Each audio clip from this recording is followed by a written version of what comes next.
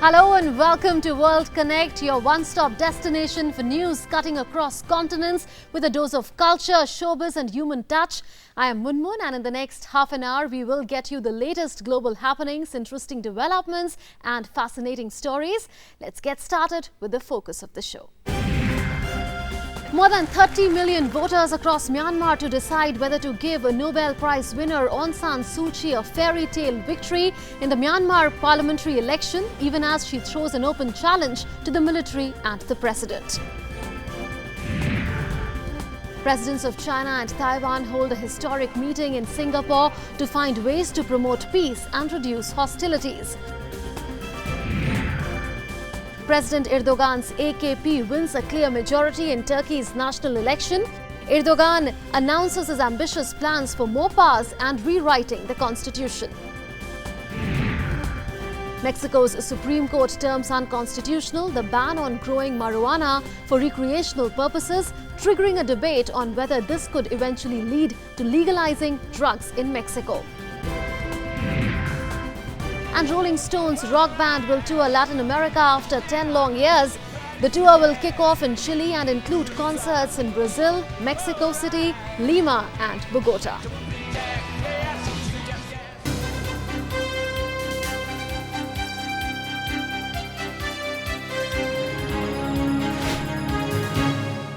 Few elections have attracted as much world attention as the one in Myanmar on Sunday. The parliamentary election will determine the fate of the country's attempted transition to democracy after 5 long decades of military rule.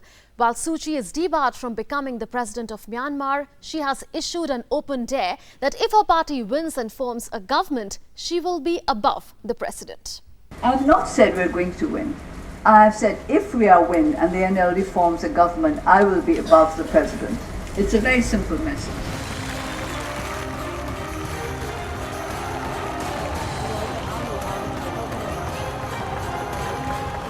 The message was simple as well as clear. Aung San Suu Kyi's open challenge to President Thein Sein and the military as she eyed an office higher than that of the president. As Myanmar votes to elect a new parliament, Suu Kyi, in her first strongest assertion, signalled that she will govern anyway and no constitutional amendment can prevent her from doing so if the mandate is in her favour. The pro-democracy icon had spent more than 2 decades of her life under house arrest, fighting against military rule. According to country's constitution, Suu Kyi cannot become president irrespective of the outcome of the polls because both her sons hold a British passport. Trying to make changes to the constitution will also be next to impossible if army is not on board. Significant number of military-nominated members in parliament hold the power of veto, threatening moves to bring in more democratic reforms. The military enjoys enormous powers than parliament and the president. Army is the one which appoints Home Affairs Minister, controls police, security services and justice system. Military-dominated National Defence and Security Council are most powerful than anyone else. The most worrisome is military's constitutional right to retake direct control of the government. But Burmese voters are expecting a long-awaited change. The change that many are hopeful is expected to lead the country's transition to democracy. 6,000 candidates from more than 90 political parties are in fray. 498 seats from both houses of parliament are up for grabs. The ruling and military-supported Union Solidarity and Development Party, USDP, and Suu Kyi's NLD are the key players. Many believe NLD is expected to win the polls as it did in 2012 and 1990. There were fears about fairness of polls amid Election Commission's failure to stop reported irregularities.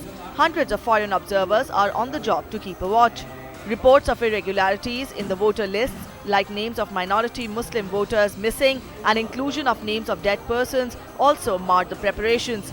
Myanmar now looks on to another opportunity to script its destiny. The real change may take a bit longer, but excited and enthusiastic voters of the largely Buddhist country haven't yet given up hope.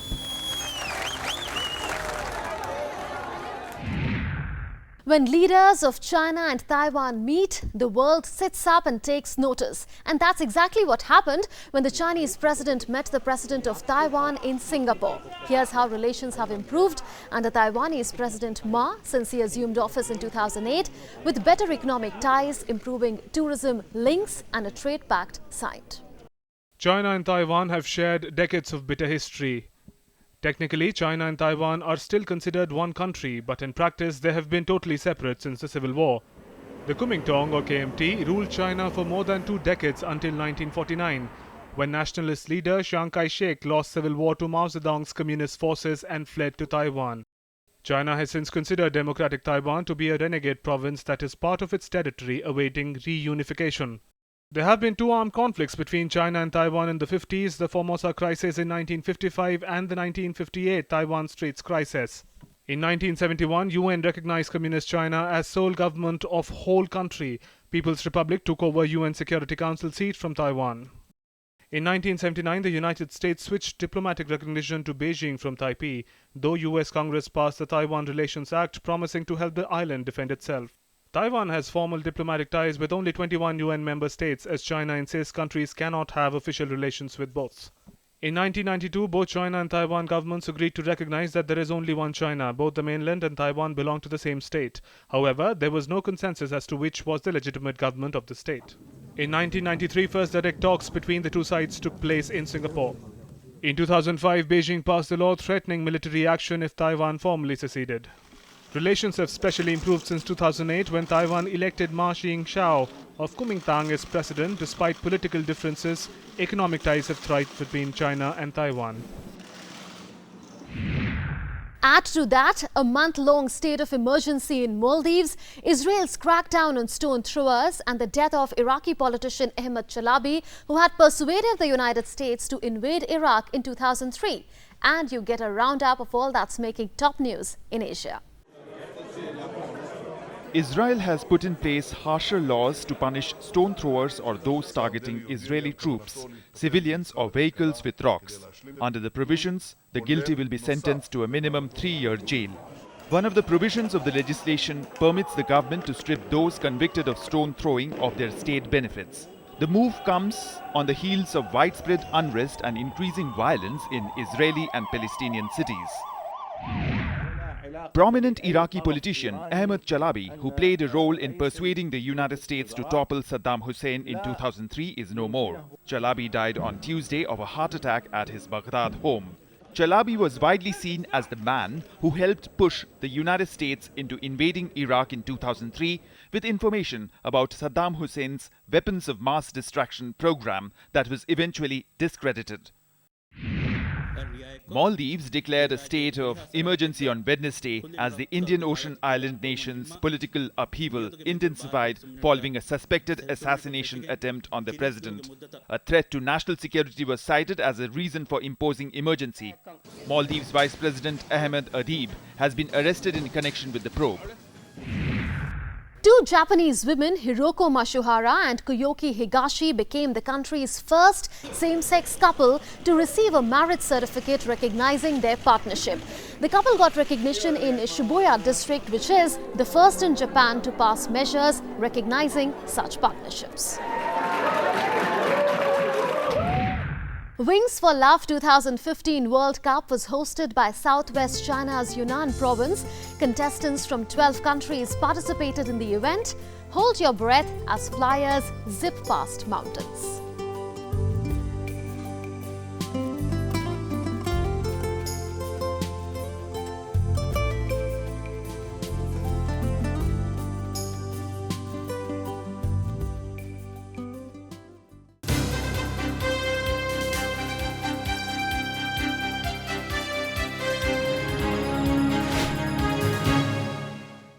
Human tragedies, political upheavals, democracy in action and climate change are the flavors of the news in Eurozone. Russia has suspended all flights to Egypt after a recommendation by the country's chief of intelligence. President Vladimir Putin's decision came after Russian security chief said that Moscow should suspend all flights to Egypt until the cause of the crash near Sharm el-Sheikh resort is determined. A probe by UK and US investigators indicate that a bomb was put in the plane's hold prior to takeoff. All 224 people on board were killed in last week's crash, for which the Islamic State has claimed responsibility. responsibility. However, both Egypt and Russia had earlier insisted that it was too early to draw any conclusions. Russia has ordered additional security measures in the wake of the tragedy. Britain temporarily suspended flights between the Red Sea resort and has started bringing its nationals back home. Russians in St. Petersburg paid tribute to the victims of the crash. Turkey held a national election last week and the results were surprising. President Erdogan's AKP won a clear majority. That reverses AKP's defeat in June elections. This was surprising for many analysts who did not see this coming. Here's what the poll outcome could mean for Erdogan and Turkey. Turkish President Recep Tayyip Erdogan laid down his ambitious plans for more powers and rewriting the constitution following a stunning victory in last week's parliamentary elections. Erdogan has long called for a US-style presidency in the country since becoming the country's first directly elected president in August last year. He even announced plans to hold referendum if negotiations with political parties fail. Temenni ederim ki yeni dönemde I hope they will all sit together around a table and work on this. I believe that political parties that seek to thwart this process should change their stance. Anyone who resists against our people's wish for a new constitution will be held accountable in next elections. In a surprise victory, the AKP won 317 seats in the 550-member parliament. The numbers are enough to return it to single-party rule, but still short of the 330 figure needed to change the constitution. The party lost its majority in a June vote for the first time in 13 years, temporarily dashing Erdogan's dream. But the fresh and clear victory means the issue is firmly back on the political agenda. The results were marred by allegations of irregularities. European election observers voiced concerns on snap elections. The monitoring delegation of the Council of Europe said that fear had adversely affected the election process. Erdogan presented the election as a chance to restore stability at a time of tension over Kurdish uprising. Since June, a ceasefire with Kurdish militants has collapsed, the war in neighbouring Syria has worsened, and Turkey, a NATO member state, has been buffeted by 2 Islamic State-linked suicide bomb attacks that killed more than 130 people. The storming victory has certainly helped Erdogan emerge as a more powerful and influential figure in Turkish politics. But many feel that with the challenges ahead, the win is no less than a poisoned gift.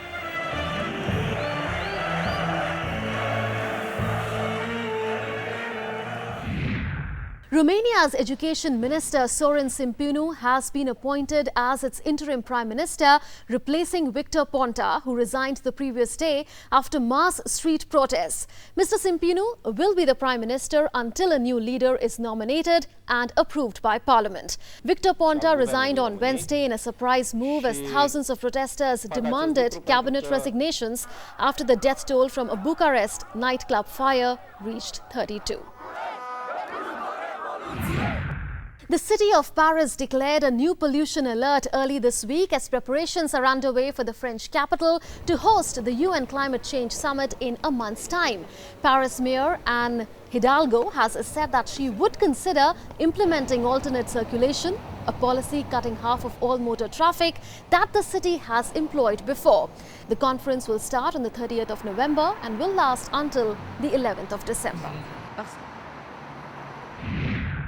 And in a feat that will leave you totally wowed, French climber Alain Robert, also known as France's Spider-Man, climbed with his bare hands on top of a 36-floor building despite low temperatures and rain. He reached the top of the 152-meter-high tower in less than 30 minutes. The 53-year-old man has climbed over 100 buildings, including the New York Times building in New York and Burj Al Khalifa in Dubai, which is the world's tallest building.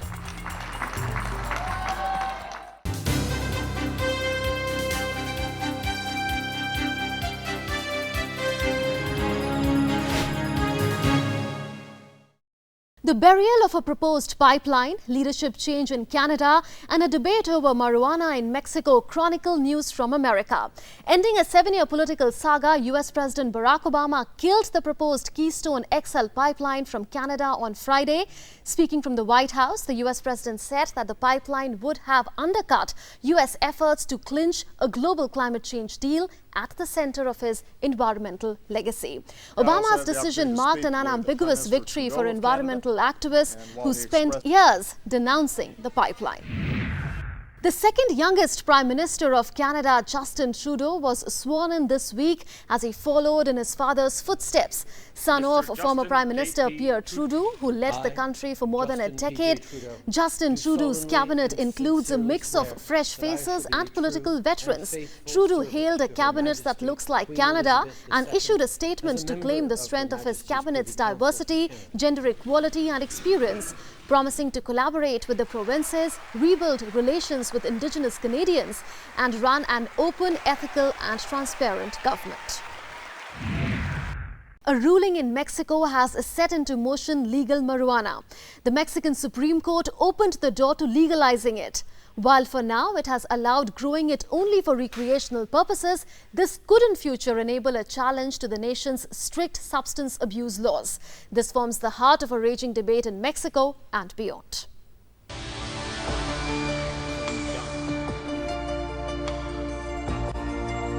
As Mexico's Supreme Court termed unconstitutional the ban on growing marijuana for recreational purposes, many believe the ruling has opened doors to legalization of the drug. While the ruling does not strike down the current drug laws, proponents of legalization feel it lays the groundwork for a wave of legal actions that could ultimately rewrite them. The ruling will benefit only plaintiffs, who were denied permission by regulators to grow plants for recreational use. Mexican President Enrique Pena Nieto said the ruling has opened a debate on the issue. Nieto has so far been skeptical about the merits of liberalizing drug laws. The ruling may not go well with the majority of Mexican population. A recent survey found 77% of Mexicans opposed legalizing marijuana, with just 20% in favor. The rate of marijuana use in Mexico is low, and that's what the opponents point out against legalizing it. But there are many who feel that legalizing marijuana will significantly reduce drug violence or weaken the gangs. Mexico, quite infamous for drug cartels, bloodshed, and deadly gang wars, has a decade-long militarized crackdown on drug cartels, claiming lives of around 100,000 people. Marijuana, along with cocaine, heroin, and crystal meth, has been a major source of income for cartels, generating billions of dollars annually. Although the rising production of higher quality marijuana in the United States reduces demand of Mexican imports, experts say that Mexican gangs continue to account for an important percentage of the American supply. As deaths from drug violence increase, political pressure has mounted on Mexico to liberalize its policy on marijuana. With little to show after years of tough-on-crime policies, many countries have enacted laws allowing some marijuana use. Uruguay, Chile, and more than 20 states in the United States have passed laws allowing medical or recreational use. The court ruling also puts Mexico at the forefront of an international movement to decriminalize drugs. There are some who feel that decriminalization will help reduce street violence. On the contrary, opponents say the trade is controlled by violent criminal gangs, who also make money from other drugs or crimes, and legalizing marijuana would do little to diminish their power. The Mexico ruling came right after the US legalization advocates suffered a big setback in a lopsided vote in Ohio against allowing pot for both medical and recreational use. Legalization of marijuana is being debated in many countries of the Americas. The issue is so much of significance that even US presidential candidates Bernie Sanders and Hillary Clinton are at loggerheads over the issue. Clinton is against the legalization, while Sanders even introduced a bill in the Senate to empower states to authorize the drug for recreational use.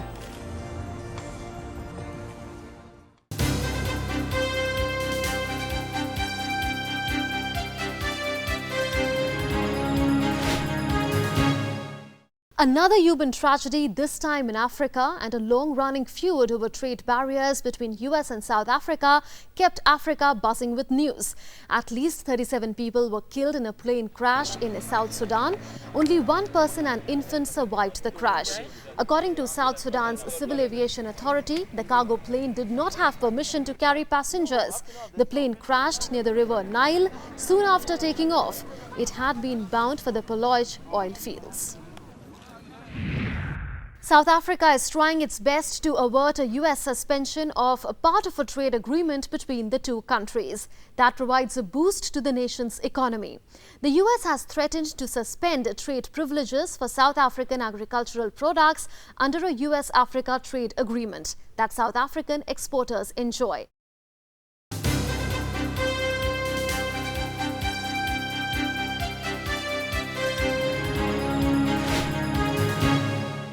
Archaeologists have unearthed a wonder in Jerusalem that will keep you glued to your seats. Won't keep you waiting. Here's what it is. Archaeologists have come across the ruins of an ancient Greek fortress, the one they believe is the answer to one of the great archaeological riddles in the history of Jerusalem. Accra, built more than 2,000 years ago by Greek king Antiochus Epiphanes, was once a center of power in Jerusalem. The stronghold ruins have been unearthed from beneath a parking lot in Jerusalem, overlooking the valley to the south around the city of David.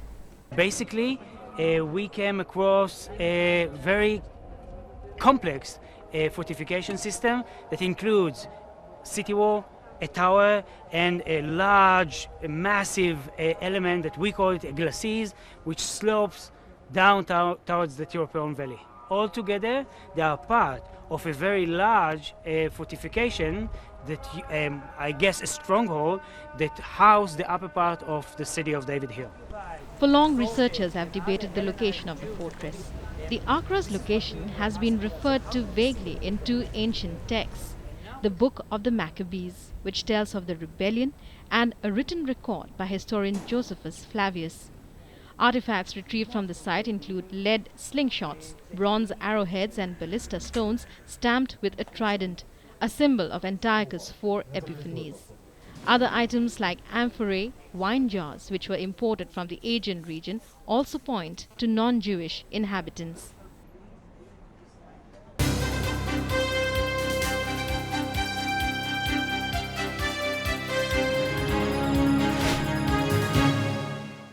And now it's time to know what's buzzing in showbiz. A Brangelina movie by the sea and Rolling Stones will soon come calling to Latin America.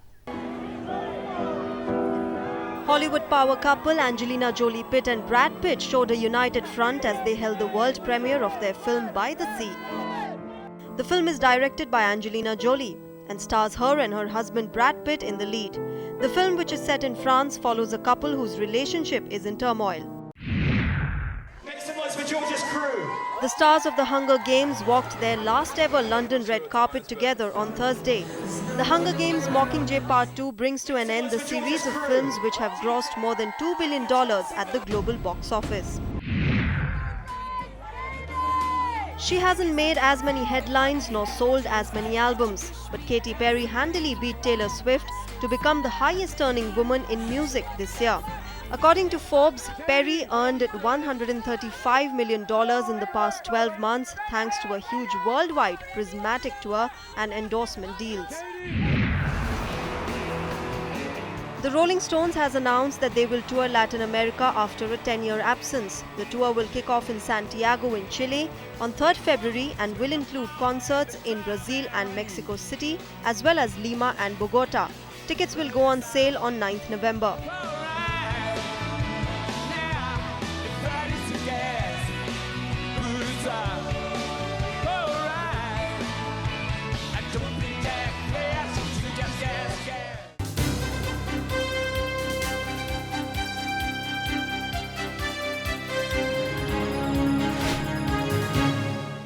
Here's one truly inspiring rags to riches story of a child prodigy who rose to fame after winning a singing contest. Her determination is simply awe-inspiring and humility-touching.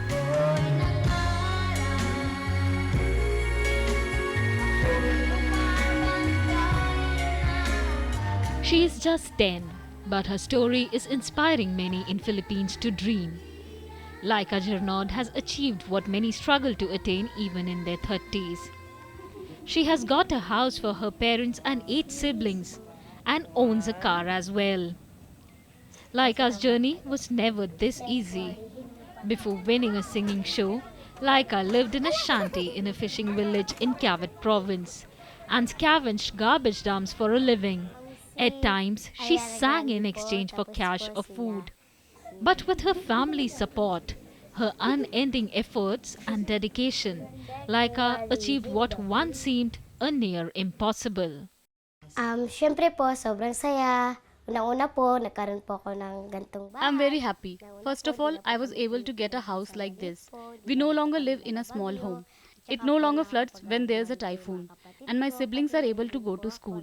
And me too. I go to a good school. And I was able to buy our own car.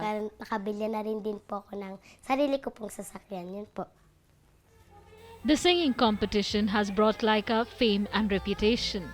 But she insists she hasn't forgotten her roots. Kasi po yung mga dati, yung nangangalakal po ko, parang hindi ko po... I haven't changed from what I was before, when I was scavenging. I haven't turned snobbish. I'm so blessed that God gave me this and that He gave me a chance to stay the same. At saka po, binigyan niya po ako ng chance na hindi po magbago. Yun po. Laika's first solo album, One Can Dream, was launched on May 29, 2015. Her dreams doesn't end just here, for she aspires to be a doctor and a teacher one day. Mahal na mahal, mahal kita, o aking ama. Thank you po. This brings us to the end of this edition of World Connect. Do send your feedback. You can write to us. Our email ID is worldconnect@gmail.com. We are simply overwhelmed with the response of our viewers. You can also follow us on Facebook. Connect with us by clicking on the link which is right there on your TV screens. But before we wrap up, we will leave you with high-definition images of the sun released by NASA, which have been taken by its space-based telescope, the Solar Dynamics Observatory. Take a look. Goodbye.